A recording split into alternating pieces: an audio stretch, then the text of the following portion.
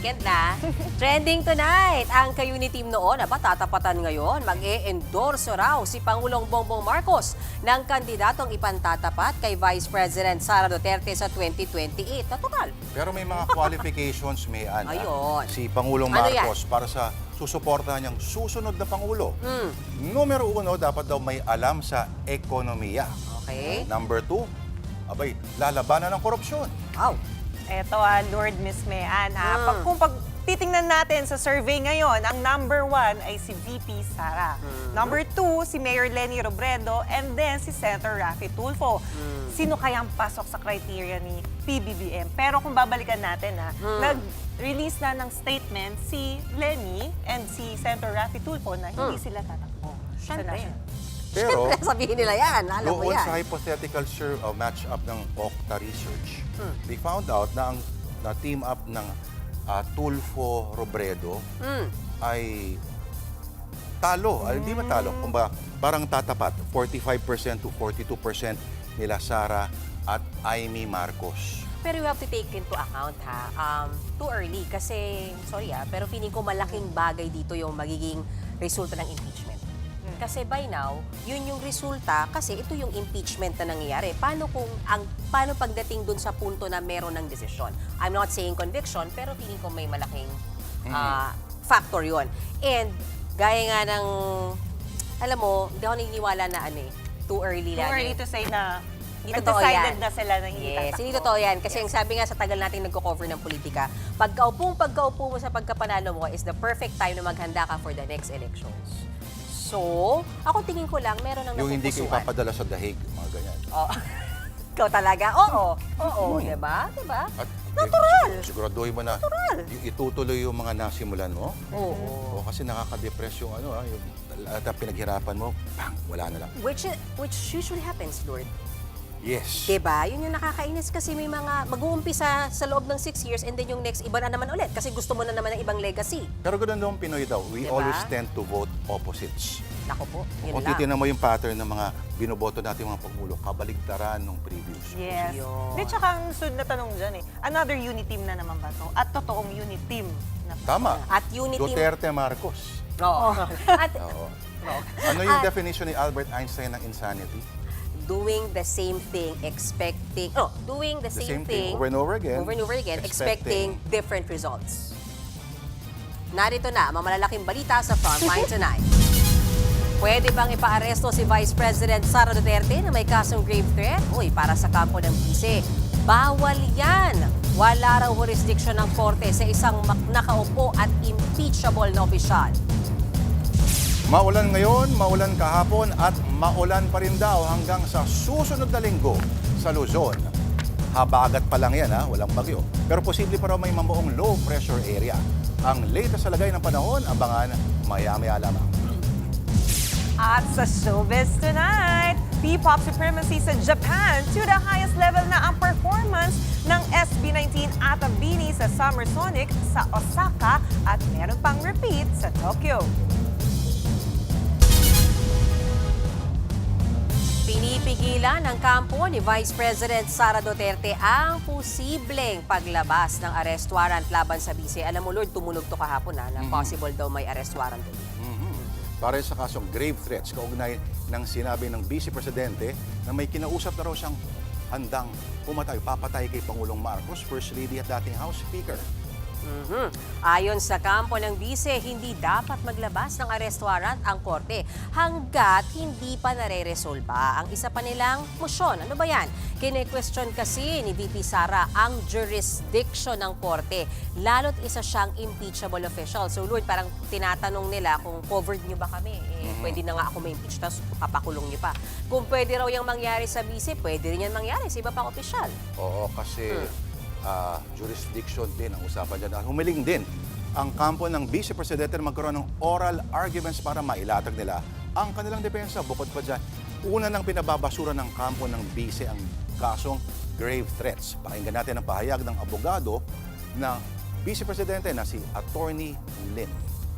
Dahil sila ay impeachable officer, hindi dapat sila maaaring kasuhan ng mga kasong kriminal katulad ng sinampa sa ating Vice Presidente. So yun yung dahilan kung bakit nag-file kami ng motion to quash. No? Very far-reaching and serious yung consequences presented, no, by this issue. Wala pang pahayag ang DOJ tungkol sa isinusulong na oral arguments ng VP Sara Cam. Pero naunang giniit ni Prosecutor General Richard Fadulion na hindi po pinagbabawalan ang paggasampa ng kasong kriminal laban sa Vice Presidente. Sabi ng palasyo, tila pagbabanta ang sinabi ng kampo ng Vice Presidente na posible ring makasuhan ang ibang impeachable officials tulad ng Presidente kung sakali. Giit ni Castro, no one is above the law. Dapat daw managot ang sinumang lumalabag sa batas o umaabuso sa kapangyarihan. Tinanggi naman ng kampo ni VP Sara ang paratang ni Yusek Castro na nagbabanta daw sila. Ito ang sabi ni Attorney Joseph Lim. I respect the palace press officer's opinion, no? But of course, it was never issued as a threat, no? Kasi nga, tama naman sinabi niya, no? No one is above the law. And I agree with that. If the Vice President has to answer, for example, for any crime, no? Should it be now that she is still a sitting Vice President or later when she is no longer, no? If ever, no? Is it the same also for other impeachable officers? Should they also be, may they also be already prosecuted now while they are sitting? Or will it be after, when they're no longer incumbent? Alam mo, sabi nga nila Lord, di ba? Kung gaano karaming abogado, ganun din karami ang interpretasyon Correct. ng batas. So siguro konting context lang, hindi naman po kami mga abogado dito. Pero yung oral arguments kasi Lord, hindi naman talaga siya required para sa Correct. motion to quash. Pero kasi kapag motion to quash, kailangan mong kumbaga ipuprove mo na una, baka wala talagang offense na nagawa. Pangalawa, yung jurisdiction talaga, kung covered ka ba at may karapatan bang maglitis sa'yo itong nagkaso sa'yo. So kaya talaga siguro sila humihingi ng oral arguments. Sabi ng abogado ni VP Sara, at least ang abogado lang siya para dito sa kaso niya sa NBI. Oo. Yeah. Ito daw ay limited ang immunity ng Vice Presidente. Limited ang Oo. immunity. Okay. Marikasuhan lamang kapag bumaba na, pag wala na siya sa pwesto. Okay. Yun ang sinabi. So yun ang ilalaban, expect natin ilalaban ni VP na may immunity pa ako habang nakaupo ako bilang So, Vice walang Presidente. Pero So, iba walang yung jurisdiction. immunity ng Presidente. Iba yun, oo, 'di ba? So, mukhang no? Medyo all fronts yung laban ni VP ngayon, ano? May impeachment ka, may kaso May ka. nagtanong sa kanya sa online press conference kung ano ang gagawin ng kampo nila sakaling hindi pagbigyan ng korte. Ang sagot ay, we will exhaust all possible legal remedies. Lagi naman ganun. Kailangan naman talaga.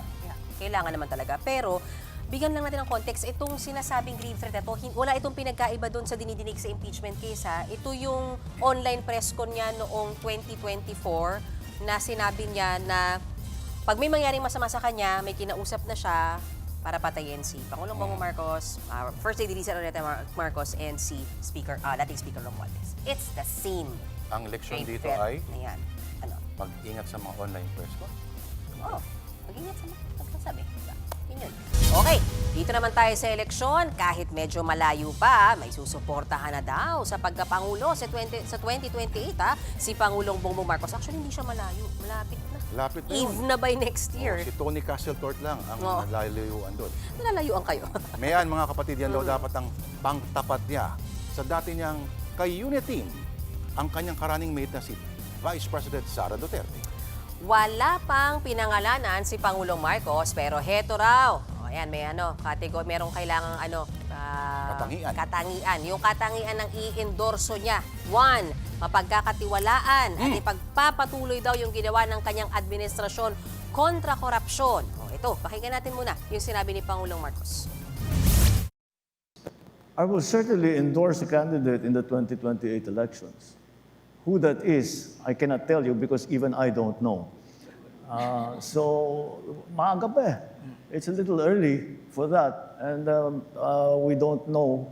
The candidate I will endorse will be somebody who I am confident will continue what we have begun in terms of the anti-corruption measures. Sa ngayon, may Si VP Sara pa lang yung nagsabing tatakbo siya sa pagka-presidente sa taong 2028. At siya rin ang nangunguna sa mga presidential surveys. Pangalawa sa kanya si Naga City Mayor Leni Robredo na nagsabing wala siyang balak tumakbo sa anumang national position. May epekto kaya kay Pangulong Marcos? Yung mga survey na yan, pakinggan nga natin ang sagot niya. I don't really worry about surveys, quite frankly. I don't change direction because of a survey. I take a decision because that's what I feel is the proper decision to make. Oy, pero dati, Lord and Johnny, mga kapatid, natanong na rin noon si Pangulong Marcos dyan sa katangian na gusto niyang maging Pangulo. Sabi niya, maalam daw dapat sa ekonomiya. Aba. At ito sinabi niya yan, ilang araw after nag-viral yung pink niyang medyas. So, naalala ko yan. Yan yung nagkita sila ni Mayor Leni sa Naga City para sa Oplan Kontra Baha Operation. Pero balik tayo doon sa sinabi niyang maalam daw dapat sa ekonomiya. Ngayon, kung pagbabasehan natin yung mga nangunguna sa mga survey, sila VP Sara at Mayor Leni, ang mga may background sa economics sa kanila, si Mayor Leni. Ayun. Abogado Mayor Leni. Oo, abogado. Tama ka dyan. Alam ko, sino isa may background sa economics? Sino? Marojas. Actually, totoo yan. Nag-aral pa si Mang Mansa. Joey Salceda. Pero para lang klaro ulit, wala pang pinangalanan at wala pa raw nakakausap si Pangulong Marcos. Ang sure, meron siyang i-endorso sa 2028. Kung Wow. kailan yan malalaman, eto, pakinggan natin. Put it this way, I haven't sat down with anyone and said, do you want to run for president or not? No, we've not come anywhere near that. The time will come. Alam mo, parang lahat kasi na trauma dun sa nangyari, kung maalala niyo yung 2010 kay Manny Villar, na maaga siyang nagsabi, tapos talagang binakbakan na siya. So since then, yung mga kandidato, as late as possible. Pero na-miss din natin yung mga time nung Jejo Marbinay. Yung pagkaubong bise, nagsabi na agad siya na, ay gusto ko nga pala maging presidente. Ayun ang nangyayari. Ayun din. Na-operate. Correct. Pero, talagang may danger din yung pagde-declare na Masyadong late late. na. Bakit? Sabi nila, Ano? itong nangyari sa mga camp, sa person nila, Leni Robredo, supposedly, medyo late na raw yun. Kasi walang, kumbaga, time makapag-prepare. Bumuelo. Iba kasi mga pagkilos siya, mga ground, mga ground campaigns. Pero, sinabi ito ng Pangulo sa, anong audience ito? Sa pa-luncheon, ng FOCA. Foreign okay. Correspondents Association of the Philippines. Oo, kaya pala. Fairness, ang ganda ng tanong. Alam mo, may nagtanong din sa kanya tungkol sa yung sa pamilya niya.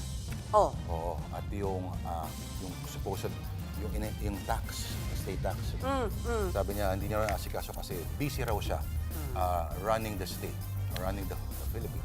Pero I agree nung sinabi niya na dapat maalam sa ekonomiya. Kasi itong administrasyong Marcos, di-describe mo siya na talagang ang biggest, isa sa pinakamalaking tinrabaho niya yung ekonomiya. Kasi nanggaling tayo sa pandemya eh. Totoo. At hanggang ngayon, hindi pa talaga nakaka-recover ng ganun katindi yung... Hindi pa nakabalik sa Diba? as before. Oo, Yes. So, parang mabababa yung inflation, tapos tataas ulit. Parang naglalaban bawi. So, I really agree na dapat sana talaga marunong sa ekonomiya, or at least kayang hilahin yung ekonomiya natin. Yan pa rin yung magiging trabaho ng next admin. I think lang naman yun. Oh. Ano yung ibig sabihin ng gano'n? Kailangan okay. ko daw. Pag mga medyo may Masyado daw tayo. Hindi namin alam kung ano yun. Dikit. Pag mga medyo may edad 50 na, Tsaka, para... Ganun pala yung laban? Oo. So, hindi na ganun. akala mo ba yung sinasabi ko, kinukoach ako ni Martina? Akin yun ito mga kapatid, pause break muna. Pause na, break pa. Muna tayo na. sa national issue. Kaya dito na tayo sa Showbiz Tonight. Okay, i-chika mo ng latest, Johnny.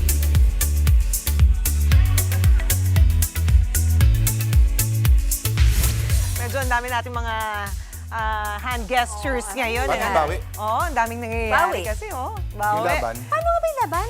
Okay, pero sige, lalaban tayo muna sige. ngayon sa showbiz, Pause go. muna tayo dyan. Ito na, ang latest sa dalawang P-pop sensation. Pasabog after pasabog ang SB19 at BINI sa kanilang debut performances sa Summer Sonic sa Osaka, Japan.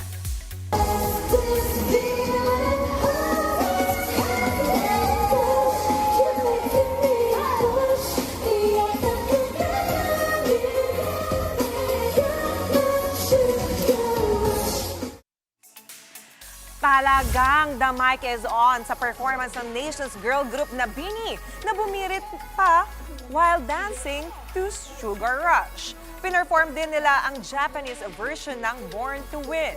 At syempre, hindi pa pakabog ang P-pop kings na SB19. Live kung live din talaga ang powerful vocals nila. Ilan sa mga pinerform nila ang kanilang hits na Gento, Damn at ang latest single nilang Lawless. Next performance nila ay sa Tokyo. Bukas ang SB19, habang sa linggo naman ang BINI.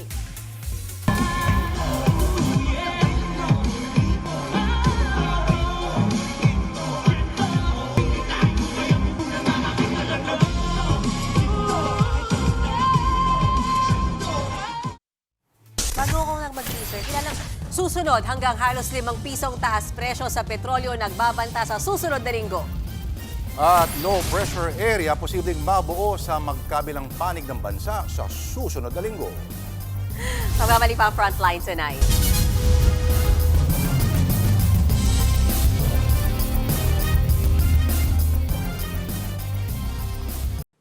Mga kapatid, Mean Los Baños po, huwag magpahuli sa mga balita at impormasyong dapat ninyong malaman. Para sa mas malawak na balitaan at diskusyon, mag-follow at mag-subscribe na sa social media pages ng News 5.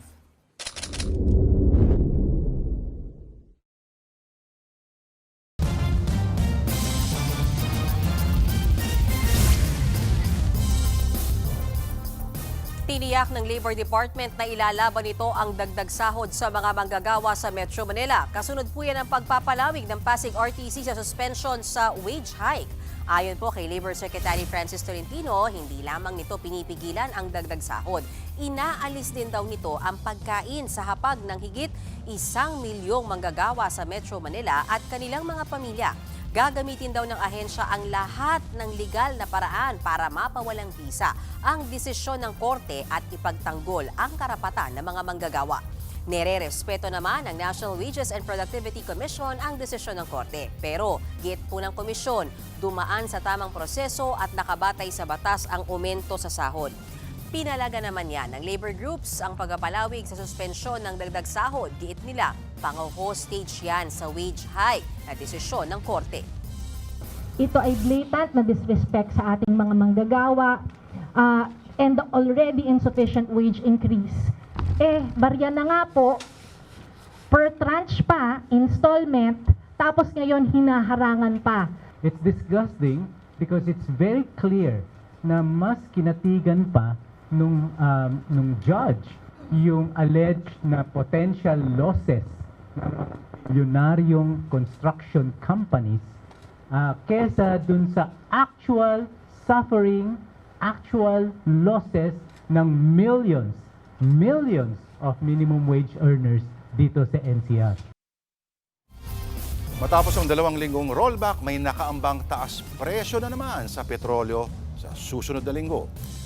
Base sa huling 4 na araw na trading, higit 3 hanggang 4 na piso ang posibleng itaas sa kada litro ng diesel. Habang higit 2 piso naman hanggang 3 piso sa kada litro ng gasolina. Ayon kay Jetty Petroleum President Leo Bellas, tumaas ang presyo ng langis sa world market. Dahil hindi pa tiyak kung magkakaroon ng peace deal sa pagitan ng US at Iran. Sumabay pang tumataas sa demand sa langis at ang patuloy na pagdepis ng supply. Aminado naman ng Energy Department na hindi pa matiyak kung maging steady na ba ang presyuhan sa world market. It's really reacting. I can't predict really what's going to happen. What we can control lang actually says is how we react to such changes. So that's why we've been pushing for conservation, less consume less electricity, mga ganun lang makokontrol natin. But and hoarding, but on the price it's really difficult to predict.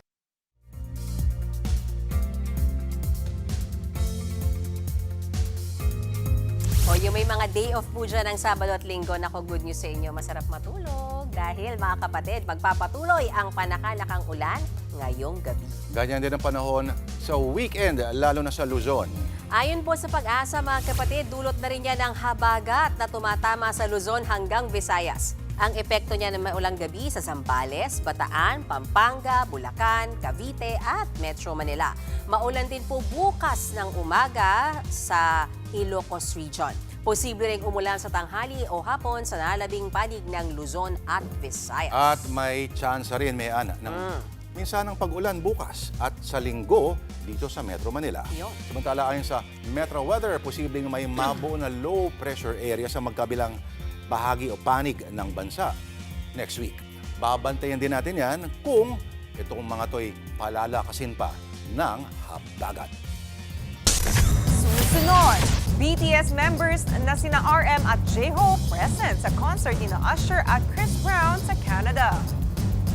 At viral, ang video ng lalaking hindi mabuksan ang pinto kahit di naman nakalock. Tutok lang mga kapatid, dito po sa Frontline tonight.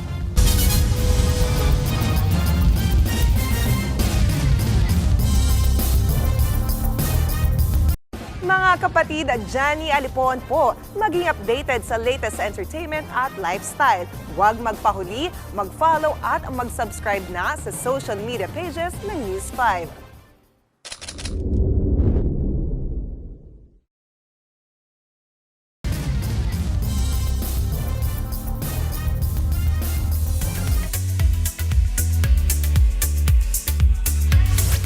Nalilink si Blackpink Lisa kay Thai actor Blue Pong Tiwat. Ayon sa report, spotted ang dalawa hindi lang sa Thailand kundi pati sa Hong Kong at Japan. Posible nga raw na na-meet na ng Thai actor ang family ni Lisa. Unang na-isyong nagde-date ang dalawa nang mag-birthday greeting si Blue kay Lisa last April. Wala pang nag-a-address sa kanilang dalawa kaugnay ng issue. Nag-hangout sina BTS, RM at J-Hope kasama sina R&B superstars Usher at Chris Brown. Pero may ilang fans na di yan nagustuhan. Bakit naman? Nakijam ang Bangtan Boys sa concert ni Usher at Chris sa Toronto, Canada. Pinost pa nga yan ng American singers sa kanilang Instagram. Pero merong fans na natuwa dahil nag-enjoy sina RM at J-Hope. Pero meron namang napakamot ng ulo. Meron kasing legal issues si Chris gaya ng pananakit sa London nightclub at felony assault noon. Soon naman, magko-concert din ng BTS sa Toronto sa August 22 at 23.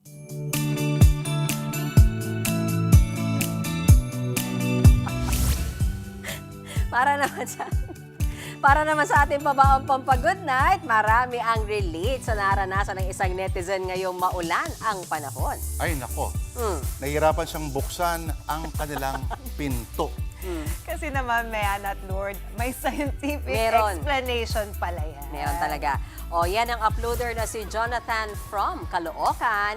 Inabot kasi siya ng higit 5 minutes bago mabuksan ang kahoy nilang pinto. Oh, dito lang yan nangyayari kung kailan sunod-sunod na araw ang pag-ulan. At nagulat daw ang uploader dahil ang dami ring nakarelate sa ganyang eksena. Paliwanag mo. Eto na, ang explanation pala dyan ng science. Nag-absorb daw ng moisture ang kahoy mula sa hangin kaya nag-expand yung kahoy. Dahilan para maging challenging yung pagbubukas o pagsasara ng pintuan. Yung term nila namamaga yung kahoy. Buti walang anxiety disorder to si Kuya. Kasi pag ako yan, ma-anxious na ako, na feeling ko nakulong na ako, ganyan. Kaya nga, yung narinig mo yung joke, Na? bakit daw nahihirapan yung pinto na pumunta sa therapist? Bakit? May problema siya opening up.